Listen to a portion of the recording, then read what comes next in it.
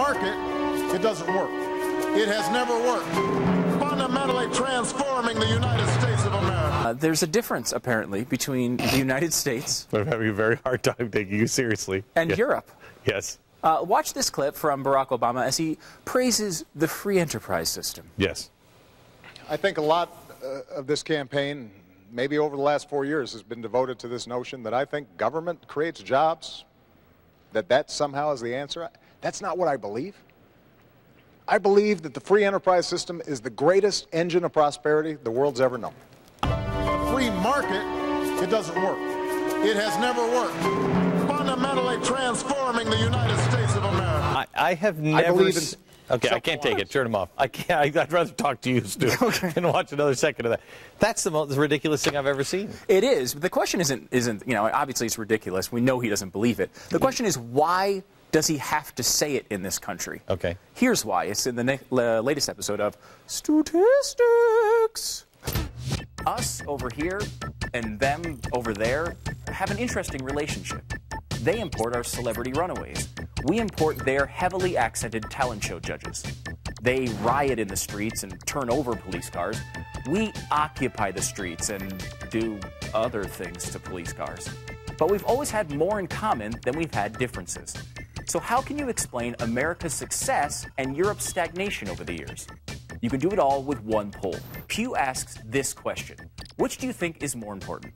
That you have the freedom to pursue life's goals without state interference, or that the state guarantees that nobody is in need? In Britain, 55% say the state must guarantee that nobody is in need. In Germany, it's 62%. Wow. France, 64%. And in Spain, 67%. Around the world, the overwhelming majority of people believe the state is there to eliminate the needs of the people. They are there to fill your cup, to cure your sickness, and to fluff your pillow. But in the U.S., that number is almost exactly reversed. Only 35% believe that the government's job is to eliminate need. 58% believe that the state just needs to get out of the way so we can do it ourselves. That's 20 points higher than our closest competitor, Britain, and almost 30 points higher than in Spain, where their giveaways have nearly destroyed the country. All of this leads to an attitude, the American attitude. We claim responsibility for our own outcomes, and that's reflected in the polls too. 72% of Germans believe success in life is determined by forces outside of our control. Only 36% of Americans feel that way. This separation might just be the most important single advantage that we must maintain if we're going to hold on to global economic dominance for another century or two. As we've seen lately, when that starts to go away, we become a society that deals with issues by occupying Wall Street instead of occupying an occupation.